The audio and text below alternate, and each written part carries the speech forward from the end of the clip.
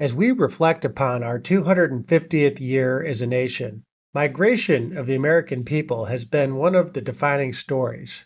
The Pilgrims crossed the Atlantic in search of freedom to practice their faith. The frontier of the original colonies pushed west into the fertile land of the Ohio River Valley. Americans set up homesteads across the Great Plains and chased new opportunities in the far west with things like the gold rush. Today, the 50 states continue to showcase substantial domestic migration as Americans vote with their feet across state lines. The 50 laboratories of democracy. When you think about it, it is really an incredible economic experiment. Each state makes its own set of choices on key policies like taxes, regulations, education, and energy. Some of those choices, of course, help their economies grow. They create jobs, allow wages and businesses to grow, and increase prosperity. Other policies burden businesses and workers, leading companies to close up shop and make it harder for families to make ends meet. Well, just last week, the U.S. Census Bureau published the latest data on these migration patterns, and they show that the states embracing free markets and limited government are in many times the biggest magnets for this in-migration. As they vote with their feet, Americans make clear which states make the American dream possible and which others are forcing residents to leave in search of that dream elsewhere. North Carolina is the big winner this year.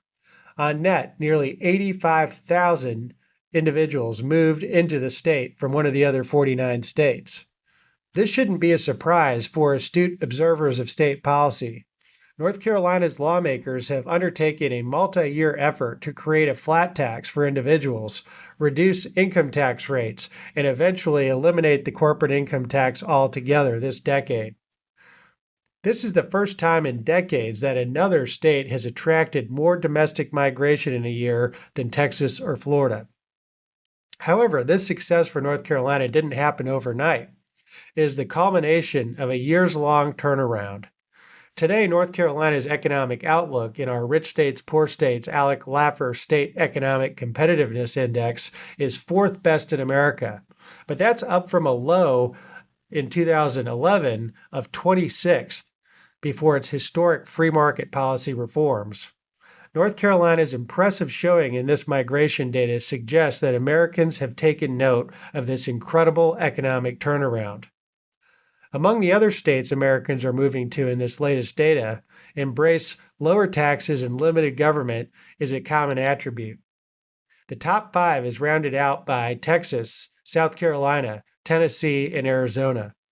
Combined with North Carolina, nearly 300,000 Americans moved into these states from July of 2024 to July of 2025.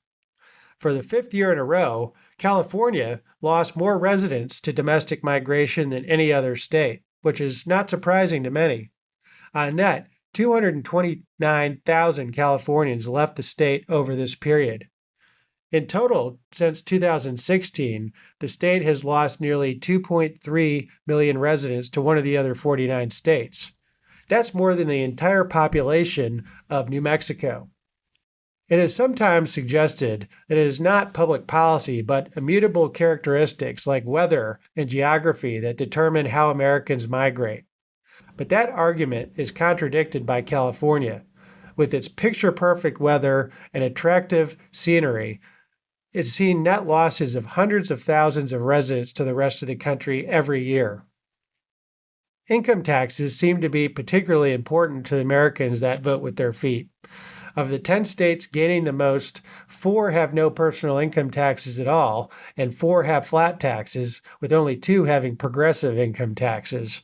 On the other side, 7 of the 10 states losing the most Americans have progressive income taxes, many with exorbitant rates.